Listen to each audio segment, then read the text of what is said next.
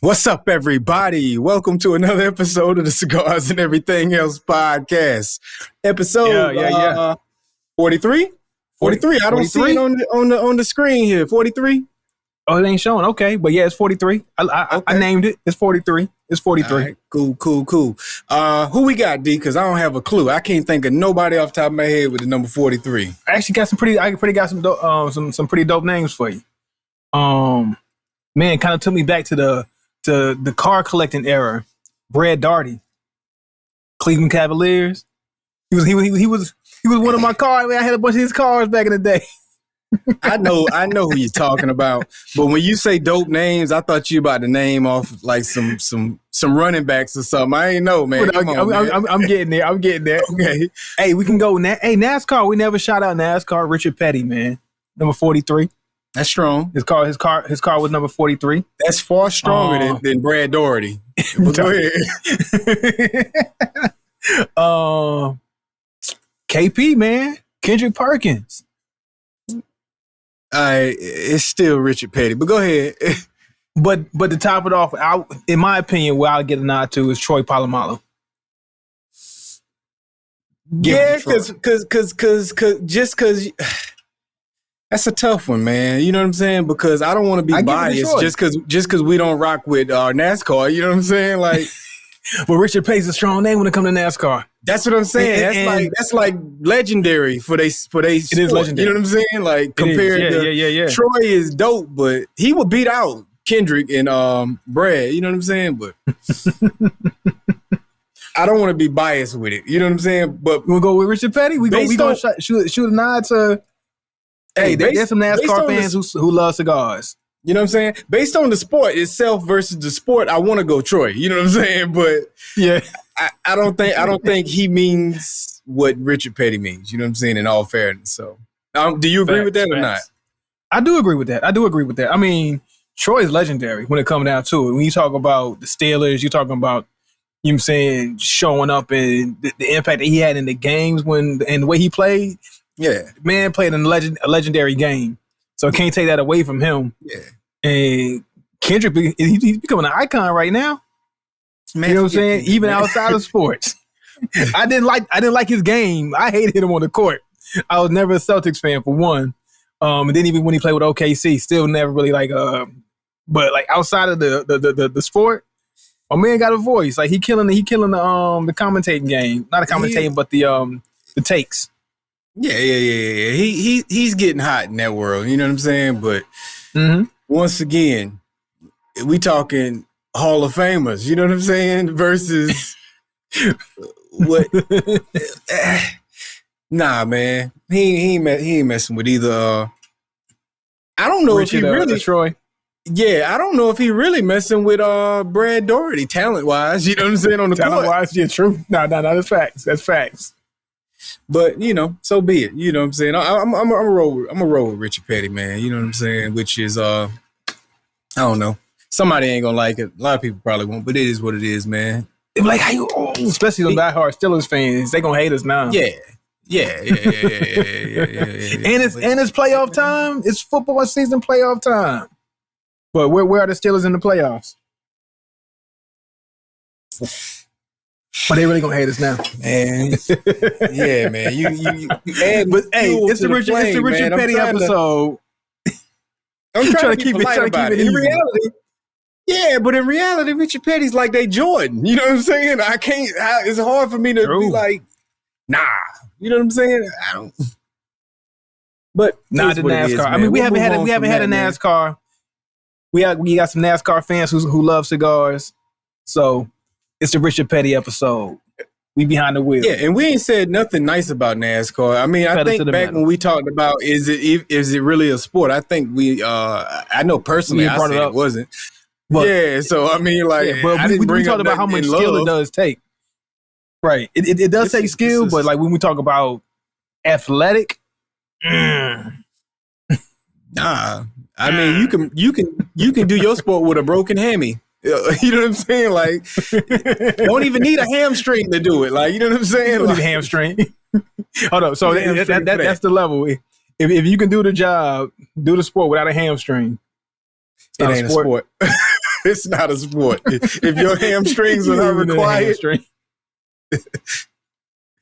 Oh man! So look, man. Let's get into you need hamstring for curling. You need hamstrings for curling.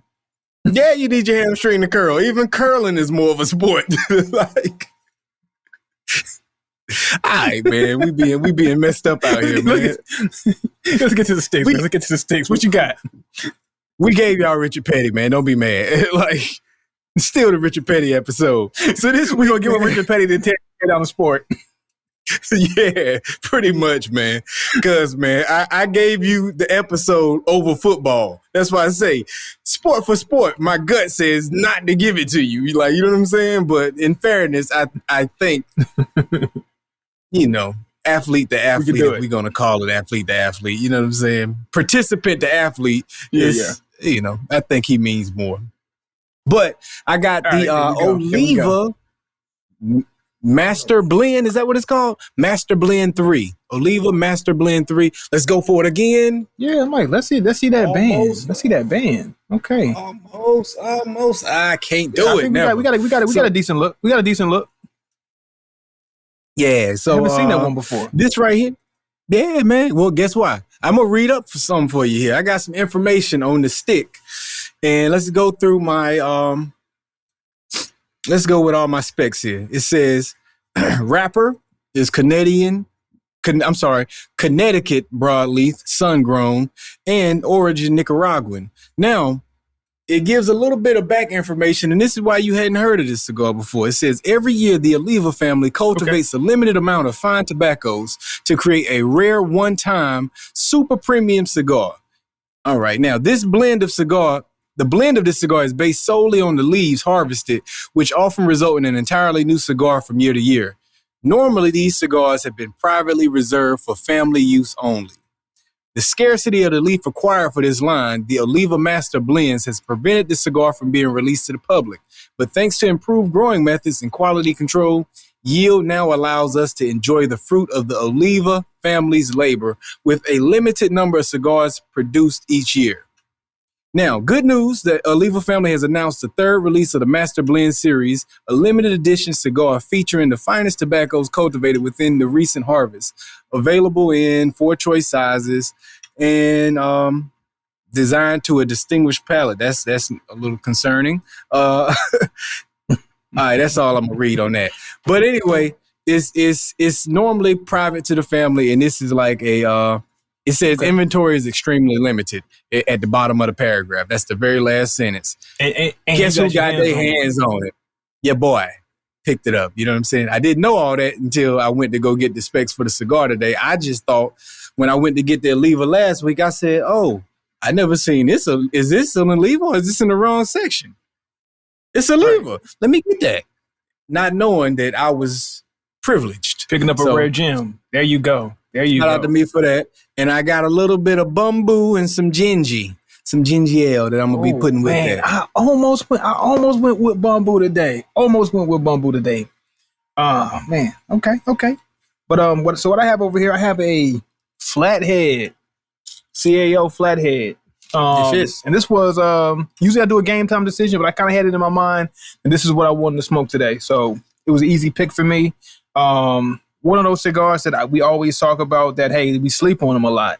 And Flatheads, they've never steered me wrong. I haven't had a bad one yet, but I don't shout them out enough. So we're gonna smoke one on the show today. So this is the Ape Hanger, Flathead by CLO Still Horse. We have a Connecticut wrapper as well, Nicaraguan origin. Fillers are Dominican, Honduran, and Nicaraguan as well. All right. Mm-hmm. The binder is Brazil. So I don't know if that's going to add some spice to it. Anytime I've smoked a cigar that's had some Brazilian something influence, whether it was on the wrapper or filler or binder or whatever it is, they definitely going to dart some spice in there. So I'm expecting it, but we'll see how it handles. Okay. All right. Well, I'm about to go ahead and put this V cut to it. I enjoyed my V last week so much. I'm going to go right back to it. Yeah. I'm going to do the same. I'm right there with you. Nice. Perfect there. I like it. Oh, and so what I'm pairing mine with, I went with some Hennessy White with a little bit of berry juice. So I got some berries with the Hennessy berry White juice. Ooh, what got that berry juice? Hey, yeah. Picture time. I don't know. I should really start doing this prior to the show, but before, right? As part of show prep, which I'm glad you mentioned that because I got to get mine done real quick too. So we'll have that uploaded. Got to make sure they get a good look at the sticks here. We don't be doing show prep. That's the problem. I got me a cedar stick. I'm gonna go ahead and light up here. And I have been slipping with the cedar, man. As much as I love to light mine with cedar, I have been tripping lately. Hey, you gotta get I'm going straight big, man. I'm going straight big lighter right to the stick. See, it's the thing. Even if you had some cedar sticks or a fill or something around, that would make up for the fact you bicking it. You know what I'm saying? Yeah. Because all you gotta do is bick the spill, and then you're taking that cedar and putting that to your cigar. Mm-hmm. So I'm gonna make sure I have my cedar sticks handy. I usually keep them right here in the studio area, ready to go. But I don't know. We did some moving around in here, and I don't know where I put that last little canister. Mm-hmm. But even then, I should still have some cedar sticks from the cigar shop because I always grab a handful anytime I'm in there.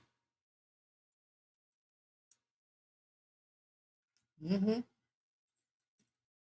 Mm-hmm.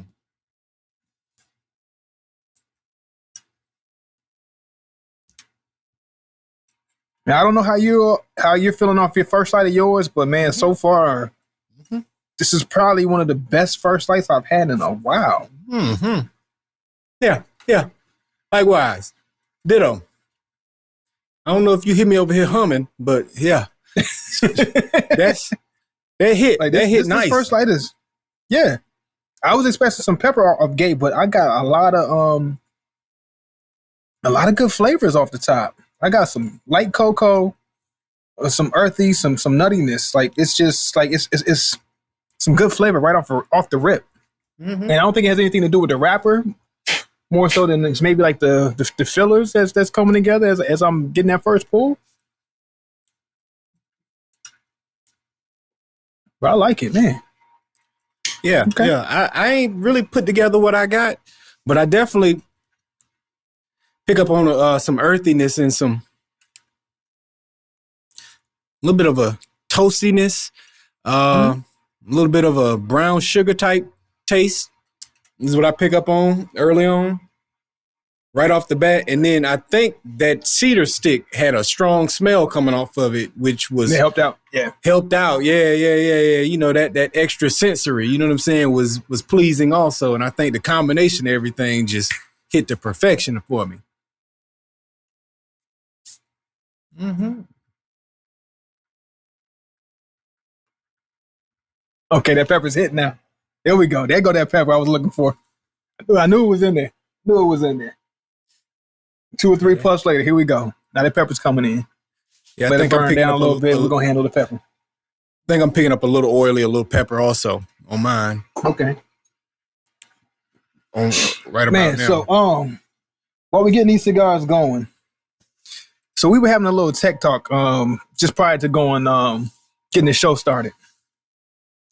And you had mentioned something about getting something, and you got a laptop, and I just recently got a new phone, and thinking about, okay, how we're going to correlate this whole new start and getting your information up, that whole technology shift, right? Yeah. And as every now and then we upgrade our devices and upgrade our phones, upgrade our laptops, and just the headache of thinking, man, here we go again. I got to do this whole rigmarole of, and before, back in the day, I was nice with it. I was like, all right, bet, give me a phone. I'm going to do this. I'm going to do that. I'm going to customize this, customize that. Man, I got this phone last month, and I'm still working on trying to figure it out. It's been 3 weeks. And I'm still trying to figure out what I still have my old phone. I'm still trying to figure out how to get things over. I'm still trying to figure out how to upgrade this and update that and change this and shift that. I am lost, man, when it comes to this whole new technology wave. And I don't know if it's the old brain or is it new technology? It's just like my patience is so low when it comes to this stuff now. That's it. You said the key thing. It's old brain not having patience for new technology. You know what I'm saying? Because like you said, once upon a time, you thrived in that. You look forward to it. You were excited for that. And the technology's gotten better. In all honesty, the process has become easier. But the thought of doing it is just like, ugh. Like, think about it, right? Like, and I hadn't switched phones in a while, you know what I'm saying? But even, well, actually, my wife just got a phone this past weekend, and I had to help her switch her stuff because she's not into tech at all. So, look at it from this point of view. Back in the day, it used to literally be a whole transferring on cord process, and sometimes you had to do that stuff manually.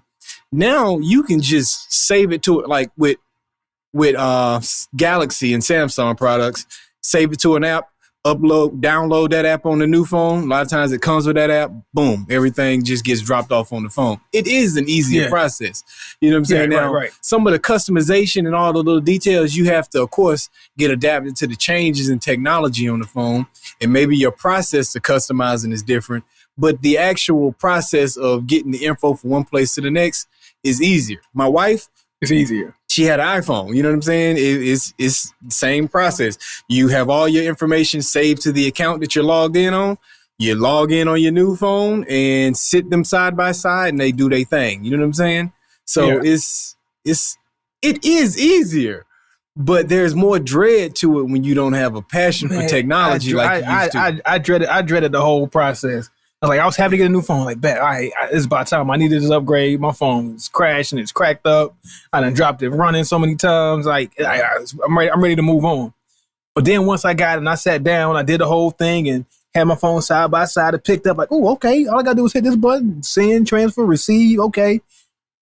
But then after that part, because I still want my phone to feel like my old phone, which felt like my old phone before that. You know, I try to customize it almost like, to make it feel like home. I'm not ready for change all the way like that. So I wanted to look and feel like my phone 3-4 years ago, right? And you know, we psychoanalyzed you a few episodes back about that too.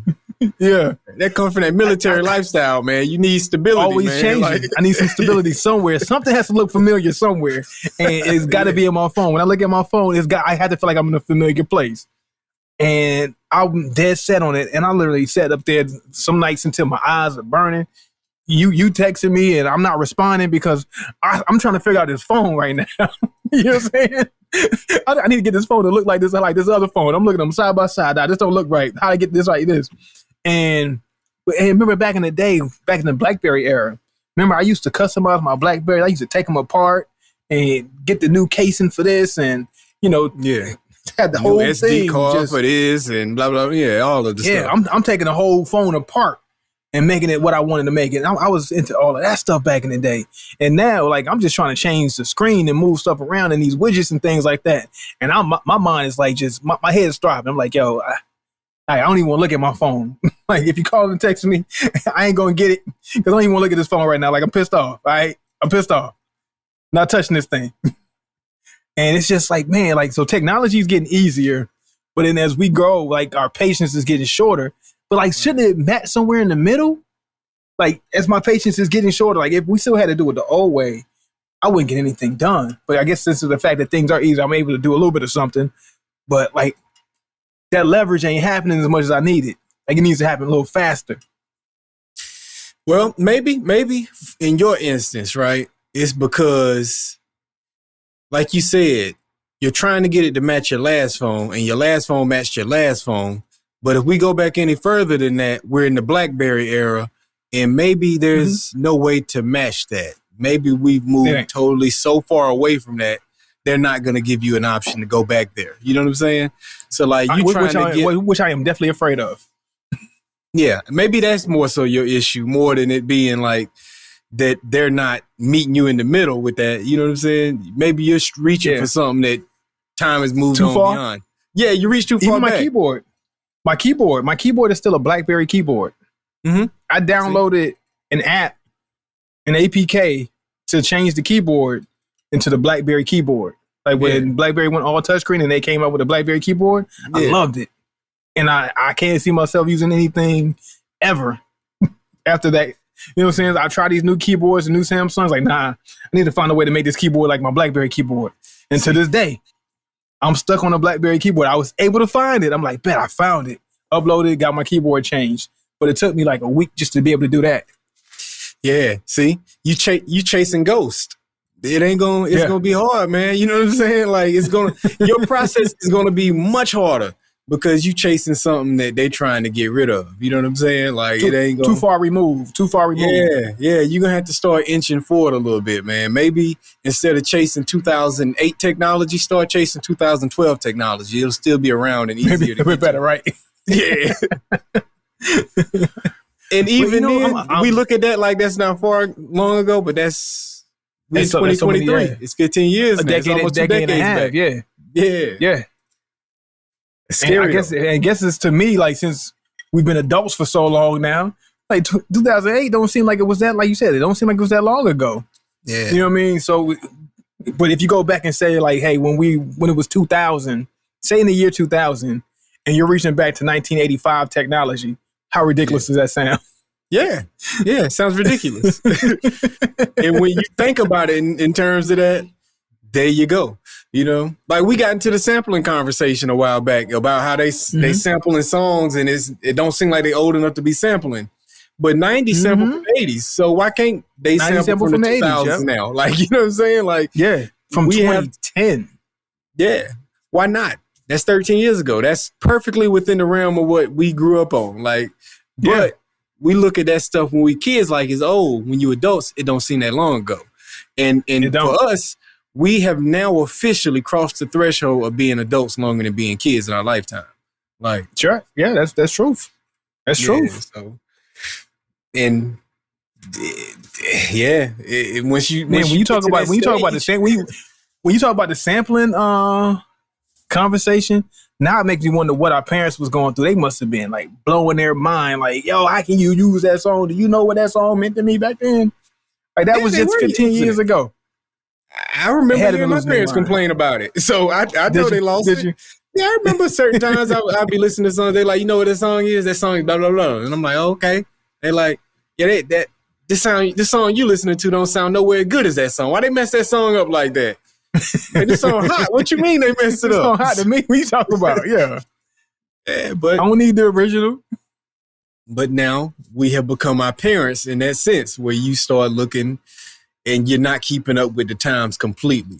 Like there's a lot of ways we are keeping up with the times, and there are a lot of ways where we not. That's why these kids be calling us old heads now. But yeah, you know, well, at what point do you realize I'm not keeping up with the times anymore? How long ago was it for you that you realized I might be a step behind? I might be a step off the mark of what these kids are. Like we had a conversation about Nas and relevancy and whatnot, and what's relevant today and what was relevant yesterday. Well, like at what point does it fall off? I'm pretty sure our parents and grandparents went through that, and they got to the point that where, all right, man, you dated now. Like at what point? At what age? What has it happened for you yet? What age would you think? Would I say that I fell off from being like up to what's current or being a part of what's current? 18. Yeah. 18? Man, look at us in college. We always went against the trends. Oh yeah, I mean that's true. That's true. But see, we went against the trends, but we knew what the trends were. Yeah. We might have went against the trends, but we knew what the trends were still. It took us a long time to dabble with them long t-shirts. You know what I'm saying? Like, I never got to the long t-shirts. I had my t-shirts were big, but they weren't long. I never got with the tall tees. I had some, but they weren't over my knees. I didn't go excessive with it. You know what I'm saying? Yeah, like, you ain't go that far. I mean, but that's to your point that you were making. Like, we might not have gone along with the trends all the way, but we still knew what the tall tees were. We still knew what the big flat brim hats were, even though we ain't wearing hats like that. We knew what it was. You know what I'm saying? Everybody getting the Air Force Ones. I ain't have a pair of Air Force Ones ever. But when it was the thing to do, we knew what it was. You know what I'm saying? I was still rocking my K-Swiss. My K-Swiss and my Timbs. Now, I would say, since you, hey, speak for yourself. I had some ones, man. I had ones back in high school, man. In middle school, I had ones in middle school. Well, I'm speaking for myself. No, I'm speaking for myself. But like, I knew what it was. I don't remember you wearing ones in college though. I backed off of them in college when I got it. When it felt too trendy, I backed off. But that goes back to who we were. You know what I'm saying? Once it gets too popular and too trendy, like nah, I'm good on that. Because you got to think Nelly's Air Force One song came out when 04, 05? It's maybe somewhere in that ballpark. I would refuse to wear a pair of ones at that point. You know what I'm saying? Right. And if somebody would have came out with a song called My Timbs, I'd have had to drop the Timbs. You know what I'm saying? So it's. But I've been wearing Timbs as long as I've been wearing ones. I think I was in like 8th grade when I started wearing both of them. You know what I'm saying? Like, yeah. So okay. By the time I got to college, it got too trendy. It's like, all right, let me go somewhere else, man. You know. But back to the topic, I would say that I'm still mostly aware of what's going on. You know what I'm saying? I don't follow it as closely, but because of the society we live in, where so much information is passed around, it eventually reaches me. You know what I'm saying? A lot of times through my circles. It eventually does. Yeah. So I send you stuff. A lot of the stuff gets sent to me. You know what I'm saying? And I'm playing hot potato with it. You know what I'm saying? And sometimes it's my own stuff. But for me, I'll say this. Maybe when I was about 32, 33, I started reaching the age where I didn't care about stuff as much that didn't affect me. You know what I'm saying? Okay. And so maybe that's my best way of being able to answer the question. I stopped giving a damn about stuff that didn't affect me around 32, 33. If it didn't, I don't care what y'all doing. You know what I'm saying? It'll hit my radar. I'm aware of it, but I don't care. Like, I should not know who Glorilla is today. Or Ice Spice. I shouldn't know. I don't know. I think you're still young enough to know. I should be know. aware. I'm aware though, but I am aware. By name and what their face look like. I don't know what their songs sound like, but I'm aware. You know what I'm saying? Like, but ask me, do I care? I don't care. You know what I'm saying? Like, because it don't. I think Cardi B's era and her freshman class was probably like that last group of people or timeline where things shift to where I fell off of knowing what the new hot artist is.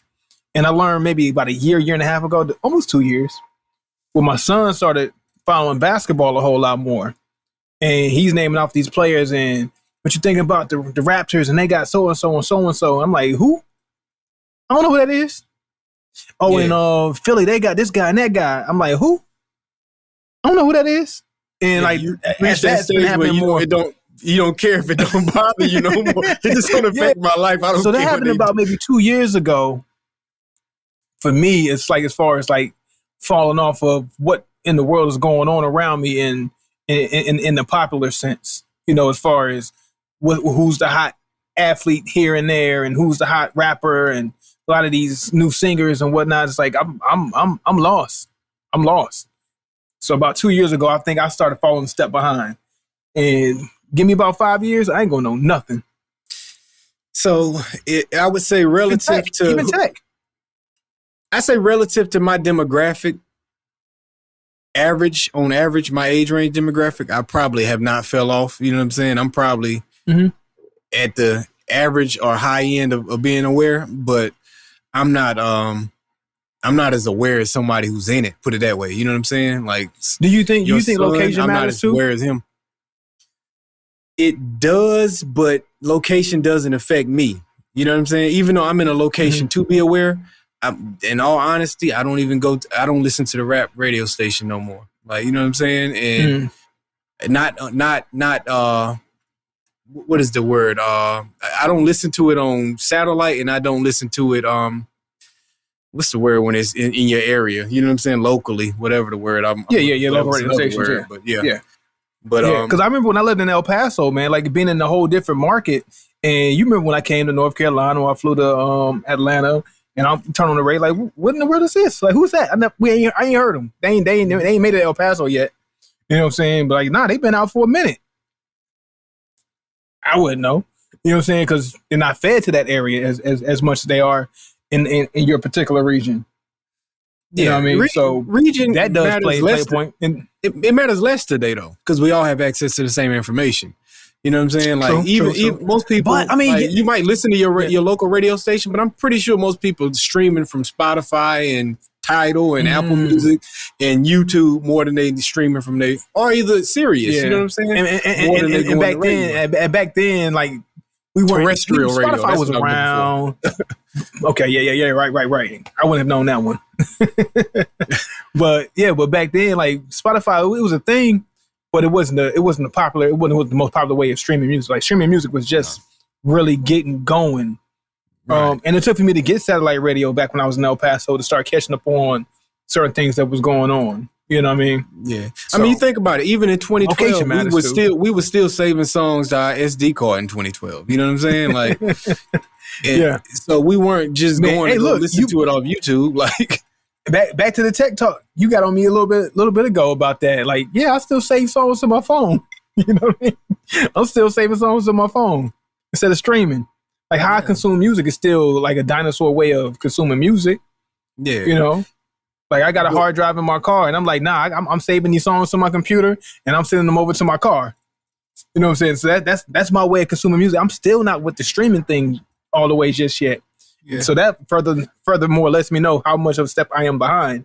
And I use streaming to figure out who are the new artists. So a lot of times I go into Spotify and I'll do a random playlist and I'll hear a song and, I got to save that one and then tap in. And then I'll go back and then I'll find that song, then I'll save it. See, there you go. I'm still stuck. You're stuck in your old ways and you're just wasting hard drive space for no reason. Mm-hmm. I mean, this is the interesting part about it, right? Yes, there's a stage where you become out of touch, but when is the stage that if you're not yet out of touch, you should become out of touch because now you're just an old man trying to be cool? Because there's a line. There is a threshold. Is there? So I think that's a debate. Why is there a threshold? Why should there be a threshold? Why shouldn't somebody who's 50, 60 still necessarily, I don't have to be in the club. Well, I ain't got to be riding around bumping it or whatever, but should I still be aware? Is it wrong to me to be aware of should a man no longer care about what children are doing though? You know what I'm saying? So that I think the expectation of your maturity reaching a stage where I think it does though. I think because if you have kids, you got to be aware. You got to be aware of who a Travis Scott is if you're 50 and your kids are 10. You know what I'm saying? You got to be aware of who Travis Scott is. So we'll separate awareness. We'll separate awareness from actual being a fan of. You know what I'm saying? I think that's what should it be. Like maybe you might not be a fan of them, but you have some kind of awareness. You're kind of tapped in still because you have to be. You got to be tapped in. You got to be tapped into what's going on. You got to be tapped into technology. Because now kids be able to get things over your head without you knowing what's going on. What's this Snapchat that you're using? I'm hiding messages over here or communicating with people like that over there, but I'm not tapped into technology. You know what I mean? So you still got to be tapped in. That don't mean necessarily you got to be a fan. Right. That's a good point. So in that aspect. And from this point of view also, it's hard to be a person who can provide any type of mentorship to somebody if you're not connected to what they got going on. You know what I'm saying? Because you'll start to begin to look like somebody who's just talking about their era and you don't know what's going on. You know, I said something to my younger brother-in-law one time. He was like, but it ain't like that no more. And I'm like, people really ain't changed that much. You know what I'm saying? I know you think people have changed, but people haven't. I've had that conversation too. I've had that conversation in his eyes, I was a dinosaur at that point. In my eyes, I'm like, humans are still humans. We still have certain primal 2002 ain't much different. Technically, I mean, technologically advancements or technology advancements have happened in the last 20, 21 years. But the mind frame of how to get things done are still the same. You know what I'm saying? The approach to success is still the same. The approach to winning is still the same. The approach to what like there are still some basic things that ain't gonna change, whether it's this decade, that millennium, or beyond. Right. It's gonna be the same. What it took to be successful and having a certain mentality back in the 1800s is the same as the 2000s. Yeah, I had a young person tell me the same thing too. A young person told me the exact same thing too. Nah, it's different now. It's different in our day than it was in your day. Yeah, it is, but no, it's not. Yeah, it's different, but people still experience the same emotions they always have. Mm-hmm. Fear and worry and doubt and being strong-minded or not. You know what I'm saying? Those are, hey man, there was somebody running from a dinosaur that experienced fear. You know what I'm saying? Like, or maybe not running from a dinosaur because there's no proof they existed together, but there's a dude. There's a conversation right there. Yeah, but there's a dude running in the jungle from a lion that experienced fear. You know what I'm saying? Like, it's primal things the emotions of a person hasn't changed. You know what I'm saying? Like, the experiences that bring them on have changed, but you don't feel no different than I felt once upon a time. The anger I felt, the whatever emotion I felt, you know, it's all still there. Humans still feel envy. Humans still feel all these things. So for people to think your era is different, nah, man, you just living in a different. It's just the things that you worry about might be different. Like there's a certain care about something that, if you take relationships for example, my grandma and granddad ain't had to argue about whether somebody like to post on Instagram. Mm-hmm. You know what I'm saying? But people having full-blown arguments in a relationships, whether they married, a boyfriend and girlfriend, about you like the picture. Somebody liked your picture. They made a comment. You know what I mean? Yeah. Grandma and granddad weren't arguing about that. They were arguing about something totally different. Yeah, they were arguing about. They might have been arguing about the other family on the other side of town. They might have been arguing about that. The other family on the other side of town. Who was that hussy you was at the juke joint with? You know, I heard about. But that's it. Right. Like, you know what I'm saying? But they wasn't arguing about who said what on Instagram or who said what on Facebook. Yeah, but same type of arguments though over relationships. Mm-hmm. You think Leonardo da Vinci didn't have somebody tell him his painting won't whack at some point in time? Like, you know what I'm saying? You think he didn't deal with that? Like, it's all the same. You know what I'm saying? They just couldn't put comments on their posts and tell them how mediocre they are. You didn't have to worry about that. Like, you know what? This actually shows how mediocre of an artist Leonardo is. Yeah, look at that. He couldn't even make a smile right. Like, you know what I'm saying? Like, just looking at his pictures and stuff. Picasso, what is up with these pictures, boy? You can't actually form a smooth line with all these choppy pictures. Like, people, they dealt with hate, I'm sure. Like, yeah, but I don't know. People, we so in our own. In the moment, sometimes we miss, you know, and we think that we're special or unique to something, but we all got the same experiences, but just in different environments. You know what I'm saying? Is my take on that. So I don't know, people, but nonetheless, we do have to be caught up to date in order to talk their language for people. Gotta be understand. But answer your question all the way. Like, I guess if you're looking for a particular answer as far as like when a guy should be out of that popular realm, I'm saying about 40 to 45. You should technically be falling out of that between 40, maybe not abruptly at 40, but by 45, certain things should be out your system. I mean, me being at the cusp of 40, turning 40 this year, you know, that's the thought process I've been having myself. Like, certain things I shouldn't be caring about, or even worrying about whether I'm tapped into a certain demographic or a certain thing by 45. Okay, like, you kind of want to hang on to some things a little bit because you're still trying to attach yourself to some sort of or sense of youth or whatever. And that's more so for yourself than anything. But about 45, that should be, that's back there. I'm worried about other things. I'm worried about this next vacation I'm trying to take to Monaco. You know what I mean? That's what I'm worried about, whether Cardi B had a hot verse or not. Right. I'm with you, man. Way to close that out. Let's get into some mid-stick reviews here, man. We missed it last week, man. We just smoked it into the show. It was going. So let me go ahead and give you mine, because actually while we were talking, I was actually thinking about this whole mid-show review. And Flathead, I like it, man. I like it a lot. That little spice that hit me after the first couple of puffs eased out, so that Brazilian binder did his job. But man, it's smooth back to those notes that I got from this first light. And actually what it did with those notes after that spice kind of dissipated, those little things I was picking up in the very beginning now are starting to be drawn out a whole lot more. Like, they're becoming more prevalent and really packing a flavorful punch. and it's not a basic flavor. Like it's throwing a lot of things all at one time. Like a lot of times we'll get a few things and it'll transition. It's just hit me with a bunch of flavors right now. So I'm getting a lot of that earthiness, a lot of cocoa. That cocoa's actually pushed up a little bit. It was really mild in the beginning. I guess it was battling with that spice, but that's really come out and being more prominent. A lot of oak, man, just smooth woodiness, and it's nice. It's nice, and that aroma so far through the first third is good.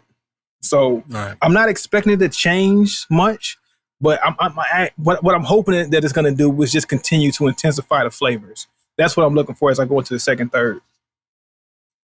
Right. Okay. So for me with this Master Blends 3, I'm dealing with a lot of earthy notes, a lot of the earthiness, some of that woodiness. I'm picking up on a nice, it's well done spice, and it's right on the tail end of things. It's like the very last thing that you pick up on as far as the flavors and stuff like that. Full body, creamy full body smoke is coming off of it. A little bit of cocoa, I'm also picking up on also, cocoa next but everything, but everything's is done well. Everything's smooth and done. Is that brown sugar still in there, or was that just like right off the cap that first light? I wouldn't say it's off the cap necessarily, but it was more so in the beginning. It was prominent. Now it's probably dialed back. Maybe that sweetness that I'm saying and I'm comparing to cocoa could be that, but it's not as prominent for me to really be able to say for certain if it's brown sugar at this point or what. So I'm pretty sure that's what I call cocoa. That's giving that little woodiness, that sweetness, you know what I'm saying? But it's so nice. Dialed back that's cool. Yeah. That it's not in your face where you can call it. But so far I'm digging it though, you know what I'm saying? I hope that little brown sugar taste comes back in the mix, man. Comes back. Blended well. Yeah, it blended well in there in the beginning. But we'll see. You know what I'm saying? We just getting going, man. So I got something else for you, right? Yeah. We live in a time, we talk about the times we live in. We're in a time where more so now than ever, it seems that conspiracy theories run wild, right? And everybody's got one in the age of the internet. I went on a run of just watching Neil deGrasse videos recently and listening to Neil deGrasse talk about, and you familiar with him, right? The brother? Not so much, but I know who you're talking about though. And I know some of the things that. So I was listening. What started it was I listened to Neil say why the sky is blue. And listening to his explanation made me say to myself, all right, man, a lot of these conspiracy theorists we have on science type stuff is just, we can't wrap our mind around it. We're too stupid to understand what we're experiencing. So we go give a simplistic answer that we can wrap our minds around. You know what I'm saying? Yeah. But his explanation of why the sky is blue was it's simple, but it's long. And I'll never be able to break it down like he did, but I'll give you a general idea of what it is. Okay. The sun is white light. You know what I'm saying? We draw it as orange and yellow on drawings, but it's white light. It's just a big ball of white light, like the stars, the sun being the largest star. So as that white light comes from the sun and it goes through space, you deal with the color spectrum, Roy G. Biv, all of those. Now, only a few of those from Roy G. Biv actually make it through space and into our atmosphere. Blue, red, and maybe one more. I think he said 3 of them come through. You know what I'm saying? And with that being said, those 3 come through. The particles or whatever it is all off of the light, certain ones become less and less once they hit the atmosphere. Therefore, only leaving a few of those, and out of those few that the eye can see, because we're limited to seeing Roy G. Biv as humans and our eyes' ability to view stuff, all we can pick up is what we see the most of, which is that blue. And that's what we see in the sky. That's what gives the sky the image that it's blue light that we're seeing, that it's lit up blue. But in reality, there are other colors in there in the spectrum that we can't necessarily see. Right. And that's just the one that we see the most of, and our eyes focus on it and see blue. That's probably why we see rainbows every now and then, because whatever, I guess, water that's causing that light refraction, allows us to see all the other colors that are there, but we only see, like you say, we only see that prominent blue. But when that refraction happens with mist and water, we start seeing those other colors, and that's how you get the rainbows, right? That makes sense. I don't know, am I right on that? It makes sense. He didn't go through that, but you know what I'm saying? That makes sense what you say. That's why it's something that's limited, that you can, it takes a certain circumstance to be able to see it. Like when the sky looks red at night, it's due to somehow the atmosphere is affects the particles that come through in the light. And then that reddish tone, it's more of those colors that get to come through towards when the sun's in certain positions. Mm-hmm. And that creates more of a red sunset look. Now, the stars, of course, are in the sky all day long, 24/7. But because of the way that the atmosphere is affected by affects the particles of light that come through, you can't see those, during the daytime. But not to say that they're not there. But just listening to him say all of that made me say, wow, like, it's very simple listening. I understand what he's saying as he's breaking this down. It's a long answer, but these conspiracy theorists, you're never going to conclude all that. You know what I'm saying? That's too long-winded. It's easy to say this other thing. Like, have you ever heard the theory that we live in like a bubble? It's like a netted bubble, and you can't go beyond it and stuff like that. I've heard that before. That's people's easy way of answering why they can't see these things. And like, even with the whole sky being, the space being dark, right? You know what I'm saying? And why is it light on Earth if space is dark? But the sun's there, yeah. It's just because there's no atmosphere in space. You know what I'm saying? Like, right. So there's no atmosphere. Light has to be absorbed somewhere for you to be able to see something, right? So you see certain colors because light's been absorbed. And if there's nothing in space for that light to be absorbed in, you're not going to see it. So that light has to hit something for there to be illumination somewhere. Yeah. So right? If you hold up a flashlight and there's nothing around, like if there's nothing to, I guess, to show, like if there's no atmosphere, will you be able to see the light until it hits something? You wouldn't. But it's the fact that we have an atmosphere, and you're able to see light because there's particles in the air that you can't necessarily see, right? But there's things there, right? There's particles, and that particles allowing you that light to, like. So if you have a light and you have a spotlight, and you see that stream of spotlight until you see that actual whatever it's illuminating, right? You see that stream of spotlight is because that light's being reflected through all the particles that's in the atmosphere, and there's no particles in the atmosphere in space. It has nothing to reflect off of. Correct. You got it. So, but people don't think in terms of that. Like, even with the atmosphere thing, right? He said something that was scary about that. Like, did you know that our atmosphere is only 62 miles up? Yeah. Something like that, yeah. On the 63rd mile, it's just space. So when you think of it in terms of that, he said scale Earth down to the size of an apple, and it would be equivalent. Our atmosphere is equivalent to the skin on an apple. That's literally all it is if you would actually scale it. So when you think of it in terms of that, that's terrifying for when people get worried about pollution and smog and all this stuff. You kind of get why. Because we ain't got that much atmosphere to play with. We don't have that much to play with. Think about it, right? What is the chart in school? Not the chemical chart, but the element chart in school, right? Yeah. There are 4 prominent elements that are found in the universe. And those same major 4 are the same 4 that make us up as people. Now, us as people, you don't brush your teeth will deteriorate. Your bones deteriorate. We deteriorate as creatures made out of these 4 elements. Therefore, things in the universe, if not well kept up with, will eventually deteriorate. So why would we not think those 62 miles will eventually become 61, 60, 59, and on down to the point that we're Mars? You know what I'm saying? I never thought about that. I never thought about that, of our atmosphere actually deteriorate. So we could be on mile 40 about some point. Like, yo, we ain't got that much air left. At the route we're headed, we could be Mars. You know what I'm saying? If we're not careful. So that's why you see people. Our grandkids and great grandkids in 100 years, like, yo, we only got 20 miles left. 20 miles of air left. It's we gonna crazy. be in space. All you gotta do is jump 20 miles high, and you gonna be in space, buddy.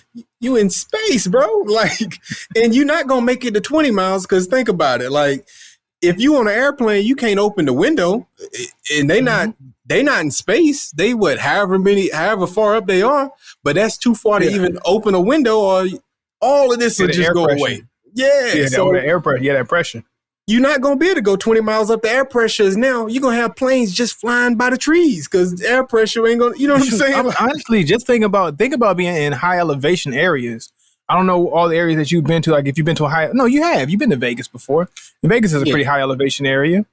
And just think about how people say that the air is thin up here, or like Denver or whatever. And that's only 6,000, 7,000, 8,000, 9,000 feet.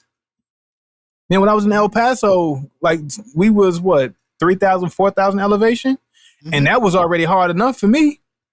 And one time we were in Vegas, I went for a run in Vegas, and I was sucking wind trying to breathe out there, when I was in El Paso, and that's only 4,000 feet in elevation from sea level. Right. So that's gonna change if the atmosphere changes. You know what I'm saying? So as to begin to deteriorate. So, but we run around, look, we smoke cigars every week and just put this in the air, you know what I'm saying? And there are people that smoke cigarettes and companies with smoke coming out the top of the factory all day long and smog. And the big chimneys, man, big chimneys.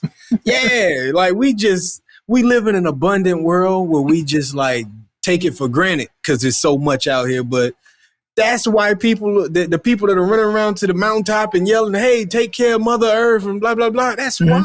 Like, we'll be fine, but the generation after us could be. But you know what? The crazy thing is, there's so many people who don't care. Like, I ain't going to be here no way. So whatever. I'm going to do what I got to do. Yeah. Ain't got nothing to do with me 200 years from now. But you ever think about that, how crazy that is? And I brought this up to you at one point, like thinking about how like, you look at dynamic individuals and they're here 1 minute and they're here not. Like we have a star that shines and dissipates very, very quickly. Mm-hmm. And how small we are in concept of time, that we're here for a moment, but the amount of time that we're here for versus how long this world's been around. Some people say a million, some people say a few thousand. I'm a lot more likely on the few thousand tip because 100 years, and people think 100 years is a long time. 1,000 years is a long time. Right. 6,000 years, 8,000 years is a long time. I couldn't fathom a million years. I'm not part of the million year club. I'm more on the side of 1,000, saying, 1,000 years is long enough time. Well, not 1,000, but like 6,000, 8,000 years is long enough time. That's a lot of years.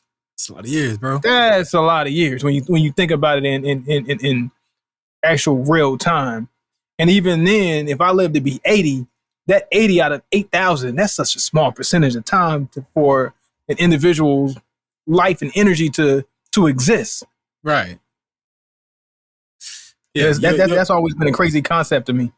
Your life is nothing in the big spectrum of time. Like, you know what things, yeah. And even the thing that brought that to my attention is the most dynamic of individuals. Like you say, like a Michael Jackson, somebody who's larger than life.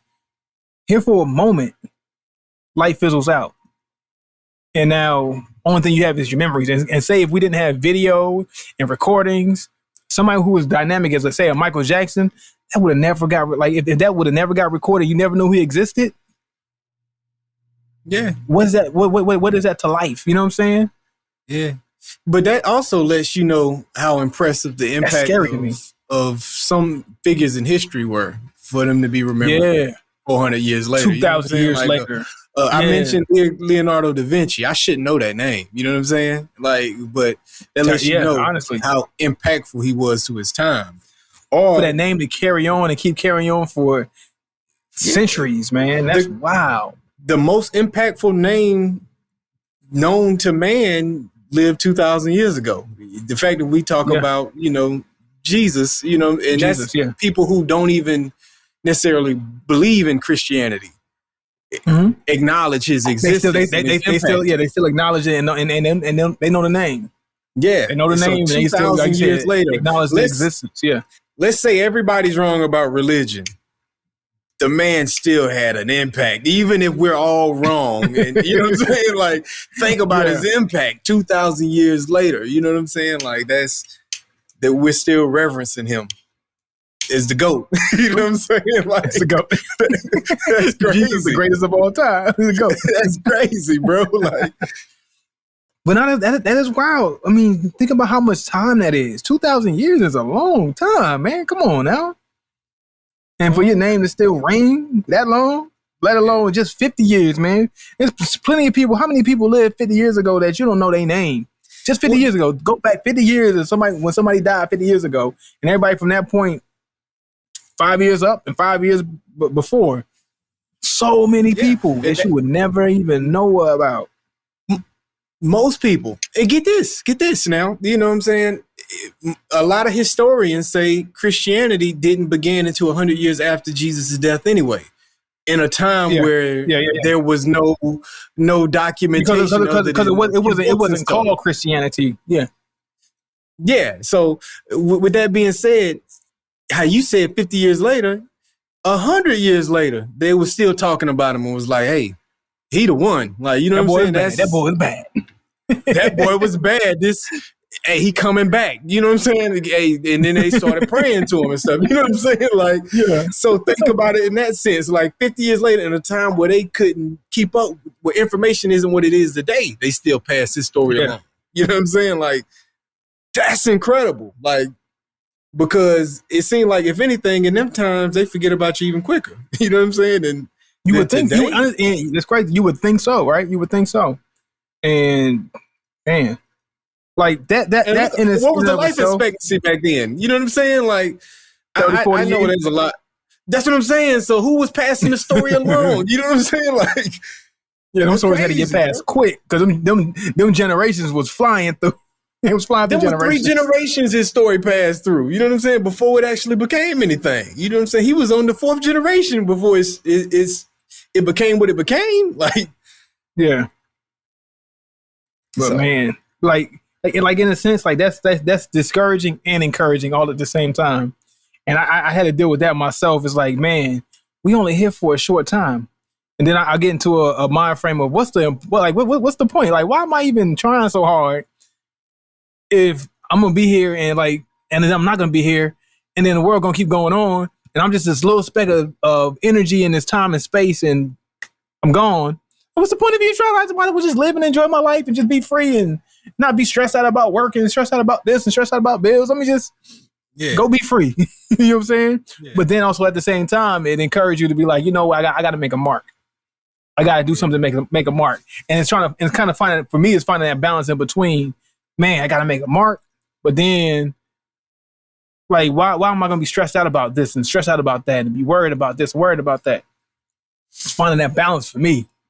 Because it's like, man, so much time and we're just slow blipping in time. You know, you say that and you make me think, and it makes me wonder if maybe you just live your life and your mark is whatever it is. Like, instead of chasing a mark, you know what I'm saying? Because you're not going to be able to, other people determine what your mark is. It's not you. You know what I'm saying? Like, you can do your life work, but it's going to be what it's going to be at the end of the day. Like, yeah. So, like, look at it from this point of view, right? You have somebody like that old Western cowboys, like a Billy the Kid. They stories. I got something better for you. But go ahead. I got something better for you. But go ahead. Okay. I was just going to say, those guys, they did what they did, but history is going to remember them however history chooses to remember you. Told. Like, you know what I'm saying? They went out and robbed and did whatever they did, but it ain't what the stories is. It's what the old legends became. You know what I'm saying? And they didn't create that. Billy the Kid might not have been that bad. Billy the Kid probably wasn't even all that bad. Probably wasn't. But it ain't what actually happened. It's what the story, how the story was told. Yeah, and that's what you had become. You had sent me something not too long ago. I think it was through TikTok, if I'm not mistaken, about them talking about basketball legends, and Carmelo Anthony was one of the was one of the subjects. It's like, you mean to tell me that in a few years, generations or whatever, they're gonna look at a guy like Carmelo and just say, he was alright, he was good, but things like the way the game is changing and whatnot. He was just an alright player. He was whatever. But now time he was a superstar. So you talking about these superstars? Look at somebody like Charles Barkley. You go back in the 80s, that man was a monster of a superstar. Yeah. Even to the early 90s, he was a monster of a superstar. But if you take somebody of this generation now, if they didn't see how the game was played back then, Chuck is just a sports talk guy. You know what I'm saying? And his legacy is whatever it is. Like, so like the story gets shifted as we go. You got so many people who were so dynamic in a particular time, and if that story don't get told the right way, you can miss a lot. It just becomes whatever people decide your history is. Yeah. With Chuck is only looked at as that monster, you say, because we all still here to call him that monster. But when we ain't here to call him that monster no more, he ain't gonna be a monster. What is Charles Barkley gonna be? Or either he'll be the greatest monster to never win a chip. It depends on how the next generation. How the story is told.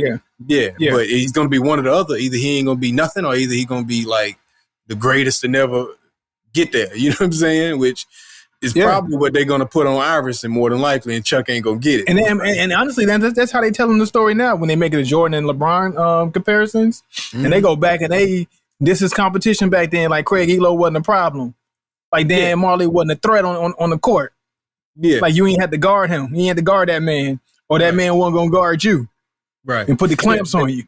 Yeah, that's exactly what happened. Because I can look at it, and I can look at pictures of Dan Marley and Craig Elo and say, yeah, I get the joke you're making, but I watched him, and I have an eye for basketball, and I had a respect for him at the time. So you're not going to tell me he wasn't nice. I knew a scrub when I saw a scrub, and they weren't scrubs. Elo wasn't it. Yeah, Elo was not a scrub. He started for a reason. You know what I mean? Mark Price was a problem for a reason. You know what I'm saying? Mark Price was that guy.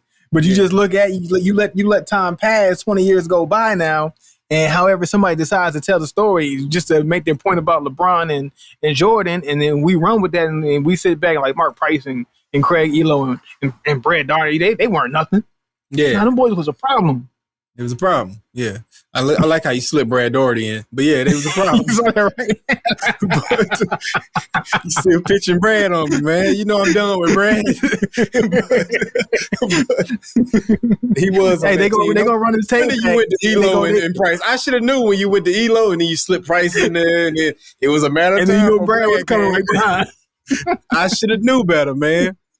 But yeah, man, it's that your mark is whatever people decide your mark is. You know what I'm saying? Like you look at like Martin Luther King, people decided he was going to be the one that gets all the credit. And then as black people start getting more pride in black people, Malcolm started getting the push. You know what I'm saying? And people starting to reverence him a little bit more. But he ain't never going to get a holiday. But the mark is whatever the people decide your mark is going to be. You know so let me ask you that before we close out this subject. Is it worth making a mark? Is it worth it? It's like how much do you think it's worth to try to make that mark?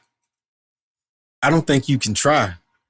I think if you try, you're gonna miss it. Or at least try to, or not necessarily try, but mindfully influence whatever that mark might be. Is it worth it? Like, is it even worth it sometimes? I think you live your life with passion and let the people decide your mark. That people decide. I don't think Tupac was necessarily pushing for a mark when he was living his life that hard. You know what I'm saying? But his impact became his mark. You know what I'm saying? Because he lived his life with passion. You know, he just knew I got a lot to do because I feel like I'm gonna die. That was his thing. But I don't think he knew he was gonna be called the greatest of all time, and I don't think he saw himself as that while he was here. I think he saw people like Rakim as that. You know what I'm saying? But he was just following, like you said, following that passion. Yeah, and then you just let it be. You can't be hung up on whatever the mark is. You just got to be hung up on your passion.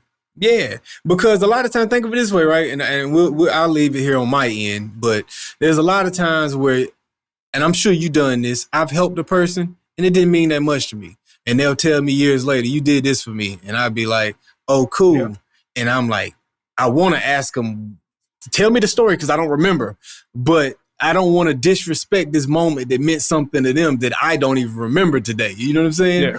But it was an impact on them. So I think if you just stay true to yourself, you live with passion, you leave your mark, and people will determine what it is for you, but you ain't got no control. The stuff I did for people that I thought they would care about, they ain't care about. The stuff I don't remember be the stuff people bring up. So that lets me know I ain't got no control over the impression I'm going to leave or my mark. It's beyond my control. Like, yeah, so that's you said it right there. You said it right there, and I agree wholeheartedly, definitely. So, all right, man. You ready to get the final reviews on these sticks? Mm-hmm. Let's do it. For me, Oliva Master Blend 3. Okay. I'm going to go with a nice. Go 4.2 on it. You know what I'm saying? Okay. 4.2. Oliva with the 4.2. And with that, this is a 4.2 that I would buy again. So I don't want to downplay it. 4.2 out of 5, which is anything over 4 is always a great score. It didn't get the coveted 4.5 and up score, nothing like that. But that don't mean that I wouldn't get this again. Like, if we went to a shop and I saw it, I would grab it. You know what I'm saying? Because the shops, them cigar bars tend to have limited options. So if I saw this one, I would be like, yeah, that's the one. Yeah, you know let me go ahead and get that. Especially knowing that it's a limited stick. Yeah. It's like, okay, this is worth me going ahead and make sure I grab it whenever I do see it, right? Yeah, right. I would say so.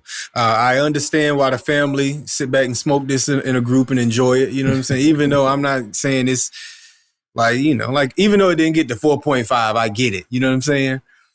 It did stick with a lot of the same things I described earlier, so I don't need to go through those again. But definitely an enjoyable stick. I will finish this up and probably enjoy it even more later on, But for now, 4.2 is the score. All right, that's good. That's good. Solid. So my Flathead 8-hanger Still Horse by CAO. I'm gonna go ahead and give the rating right away and then give you my background why. I'm gonna say a 4.0, a straight up 4.0, which I feel like is a solid score, but it had the potential to be so much better in my opinion. It came out the gate swinging, like it came out the gate at a 5. He gave me a 5 out the gate. And it hung around there for a good little bit. But what led me to the 4 is as we finished that first third and going to the second third is just based off of a little disappointment, but not disappointment in a bad way. Still a great cigar, was still a good smoke where I'm at going into the final third. But I was hoping that those flavors that it was hit me with early on, going out, just kind of either stayed or intensified, and all those great flavors kind of dissipated as the cigar burned a little bit. Everything was still there, but it just didn't keep hitting me. Like it came out the gate swinging, and won a few rounds, like a boxer winning a few rounds in the very beginning, but then just maintaining themselves throughout the rest of the fight. And that's what this Flathead did. It got me up high, and it just kind of came down and then just maintained. So with that, I have to give it. It came out the gate. Boom. All right. Showing out at the beginning. And that's what it did. Opened my eyes up. And I almost wish it didn't do that. Because if it didn't do that and then it went the other way, I probably would have finished it at a 4.5 and said, yeah, this is a 4.5. If it would have started at a 4 and then started hitting me with the flavors, I probably would have bumped it up to a 4.5. But leaving with the last impression I have right now, I got to say 4 because it's just, those intense flavors that it was hitting me with just kind of dissipated. But I'm still happy because I got to experience those highs of the cigar. Yeah. So 4.0 for the Flathead. Definitely would smoke again, though. Ooh, that is interesting thing you say that, man. And that's interesting for the cigar makers out there. And whenever that Vernon cigar comes, that's something we got to keep in mind. Don't give them everything you got right off the bat. You know what I'm saying? Not off the gate. To it. Not out the gate. Ease into it. Lead. You want that last puff to be the like. And I do that with music, and not to start a whole nother subject, but like I always feel like you gotta lead them to say, man, I gotta go back again. Yeah. You think if a movie started out good, but then end mediocre, you can be like, man, that was action packed in the beginning, but then it ended like, all right, I wish the ending was better. And people had that bad taste in their mouth, it was a great movie, but didn't end the way they wanted it to end. Yeah. And they're like, it was a good movie. So I gotta give it a 4, just because. Not saying it gave me an but it just it hit the ground running a little too fast and then kind of fizzled out a little bit. Yeah, so, finish strong. That's a life lesson right there, man. Good information. But hey, look, I'm not done yet. One more third to go. It could finish with a bang still. So we never know. That's where that next review needs to come from. There you go. All right, y'all. We appreciate everybody for tuning in to this week, the Richard Petty episode of Cigars and Everything Else podcast. Hey, we're going to get with y'all next week. Cigars up. Shout out Brad Doherty. Cigars up. Yeah.